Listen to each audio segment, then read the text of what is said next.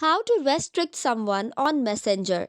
Hey guys, welcome back to the channel. If you want to restrict someone on Messenger, it is quite an easy process. Restrict is a feature which is like a privacy option which allows you to limit how someone can interact with you.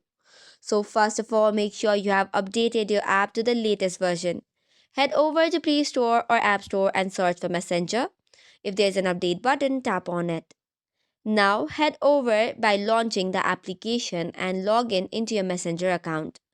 Now that this is done, head over to the conversation that you want to restrict.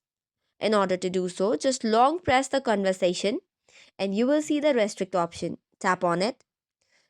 This will ask you to restrict again. This will move the chat out of sight and the interaction will be less. Now to unrestrict it, head over to the settings and scroll down to preferences. Head over to privacy and safety and go to restricted accounts. Tap on the account you want to unrestrict, tap on continue and then on unrestrict. And this way you have successfully restricted as well as learned to unrestrict it. That's all for today's video. For more such contents, do not forget to hit the like and subscribe button.